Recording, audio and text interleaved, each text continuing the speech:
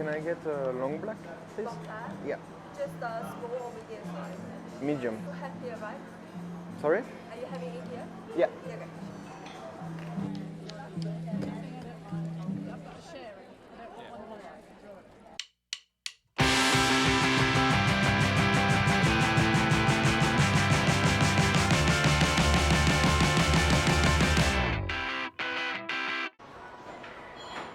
Ce que j'aime trop ici, c'est qu'ils ont vraiment des super cafés.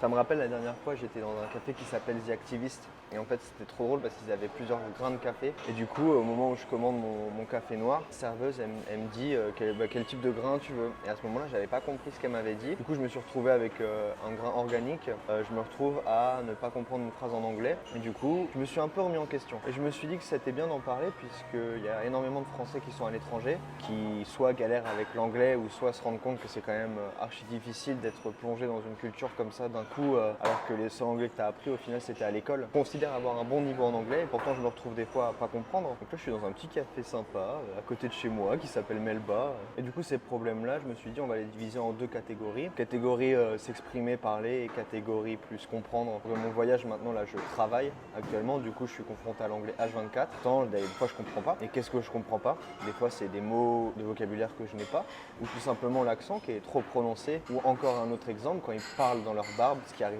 très fréquemment, je comprends pas. Par exemple, là j'ai une anecdote. Donc là je travaille actuellement dans une patinoire. Il y a une fille qui vient me voir, moi je suis à l'accueil, et qui me demande tout simplement des pansements. En anglais c'est plasters. Et sauf qu'à ce moment-là, moi j'ai compris pasta. Et du coup je me suis retrouvé un peu comme un con à lui dire qu'on n'avait pas de pasta alors qu'elle demandait un pansement. Mais au final, tu vois, les autres ont rigolé. Moi aussi après je rigole, c'est drôle. En vrai, il faut vraiment pas se prendre la tête par rapport à ce genre de truc et au fait de des fois pas comprendre. Tu demandes de répéter, même s'il faut demander 3 fois, c'est pas grave.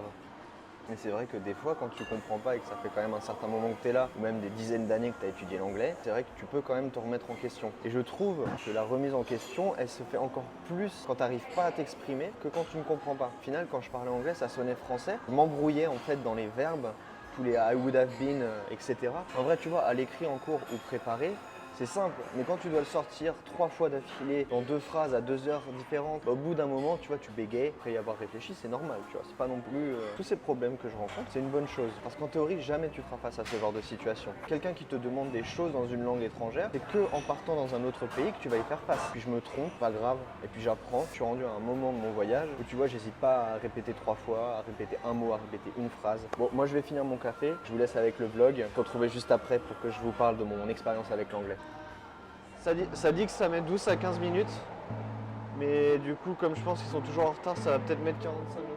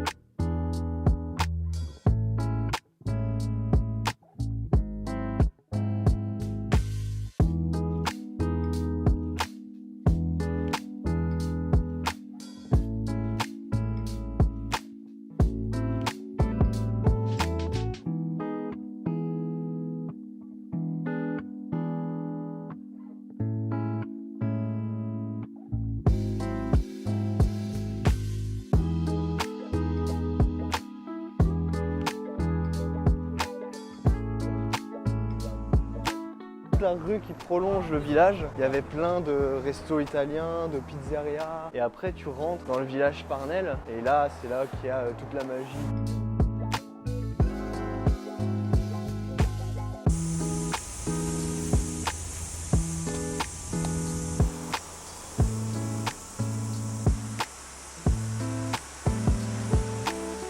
j'espère que vous appréciez bien cette petite vidéo. Après avoir mis en lumière ces problèmes, moi ma relation avec l'anglais c'est quoi? Au collège je me débrouillais et je me disais pas que l'anglais ça allait faire partie de ma vie. Voilà, il y avait des gens qui étaient beaucoup plus forts que moi. On a tous eu dans notre classe cette fille fan des One Direction qui se débrouillait archi bien en anglais. Grâce au One Direction, il y a énormément de jeunes filles qui ont pu parler bien anglais et c'est trop bien. Trop cool. Ensuite, on va passer au lycée. J'ai fait section euro parce qu'il partait en Irlande et que j'avais absolument envie de partir en Irlande. Moi, j'ai toujours trouvé au lycée que j'avais un niveau en dessous des autres de la classe euro. Par exemple, le Cambridge Certificate qu'on passait en seconde. Moi, j'avais eu A2, tout le monde avait eu B1. Dès ce moment-là, je remettais en question un peu mon anglais, ma légitimité d'être en euro. Mais au final, on s'en fout. Pourquoi? Parce que je suis parti en Irlande. Même si j'ai dû me taper 3 ans de philo en anglais et que c'était pas le meilleur cours de ma vie, franchement, les 2 semaines que j'ai eues sur les 2 ans, elles ont valu le coup. C'était parfait. Mais du coup, comment j'ai pu bien me débrouiller en anglais si j'ai toujours été moyen, voire en dessous des autres? Il y a une année qui a tout changé. C'est là que j'ai commencé les vlogs, c'était en Norvège. Donc je suis parti en Norvège 1 an avec une association qui s'appelle AFS. Je mets le lien dans la description si jamais tu es lycéen et que tu veux partir 1 an à l'étranger. Du coup, en Norvège, j'ai parlé H24 anglais. Même si je regrette un peu de ne pas avoir plus développé mon norvégien. C'était l'occasion. Mais au final, je reviens en France avec un niveau quand même sympatoche en anglais. Et du coup, c'est vraiment cette année-là qui a tout changé. Qu'est-ce qui a changé outre le fait de parler tout le temps anglais? Et tu te rends compte que les autres, ils s'en foutent que tu fasses des fautes. Il y a un déblocage qui se fait où tu te dis, mais en fait, je peux parler anglais et c'est pas grave si je fais des fautes. Et c'est comme ça que je m'améliore au final. En faisant tout le temps des fautes, et bah tu les refais plus et tu vas te retrouver à avoir un bon niveau en anglais. C'est aussi simple que ça. Et je remercie AFS, je remercie cette année en Norvège qui a permis de me rendre compte que je pouvais parler anglais sans avoir peur du regard des autres. Suite de cette année, je suis parti en LEA. Je ne parlerai pas d'autre chose dans cette vidéo, mais au niveau de l'anglais, je suis très content de ma licence. J'ai eu des très bons profs, en tout cas en anglais. Le meilleur moyen de s'améliorer, c'est de partir à l'étranger. Du coup, je vous laisse avec la suite du vlog et on se retrouvera pour une dernière partie où je vais t'expliquer un peu, une fois sur place, comment tu peux faire pour t'améliorer en partant de zéro. Si jamais tu as vraiment aucun niveau en anglais ou vraiment tu es nul, on va voir ensemble comment on peut faire pour s'améliorer. On est parti. Je me suis fait attaquer. Je me suis fait attaquer par une guêpe. Oh, c'est joli ça. On va où du coup? On va là-bas au musée.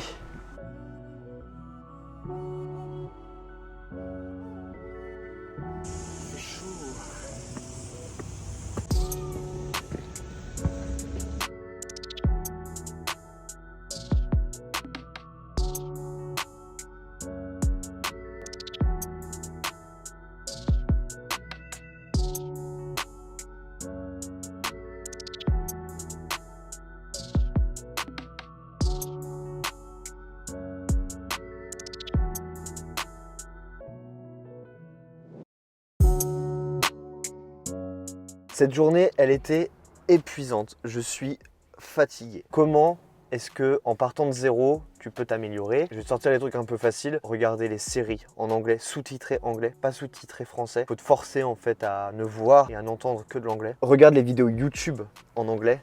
Moi, ça m'a énormément aidé. Je regarde notamment les Sidemen. Donc, c'est un groupe de YouTubeurs anglais.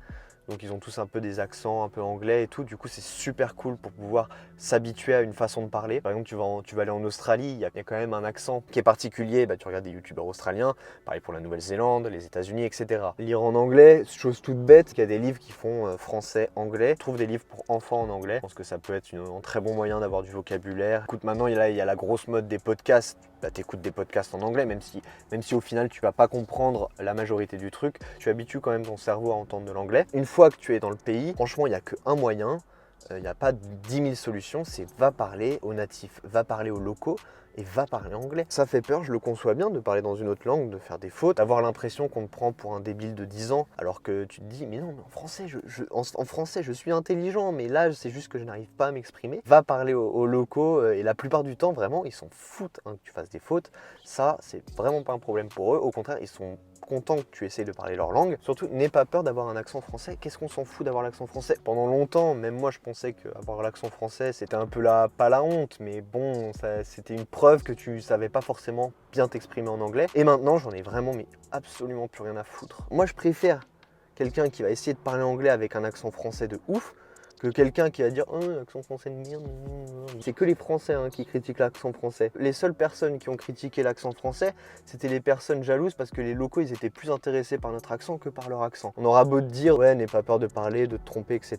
Bah t'as peur quand même, mais c'est normal. C'est avec le temps que ça vient de plus faire attention au regard des autres, tu vois. Si j'avais un dernier conseil aussi, c'est évite de traîner avec des Français. T'es à l'étranger, va pas dans la solution de facilité à trouver les personnes qui parlent la même langue que toi. Ce que tu dois vraiment retenir, c'est que partir dans un pays étranger, c'est pas une mince affaire, surtout quand tu parles pas anglais, ou même au final quand tu parles anglais, quand même avoir un certain courage pour le faire. Et je félicite toutes les personnes qui le font. J'espère que cet épisode vous a plu. On se retrouve pour un prochain épisode très bientôt. En attendant, vous prenez soin de vous, moi je prends soin de moi, vous parlez anglais, vous n'hésitez pas, et on se retrouve bientôt. Tchuss.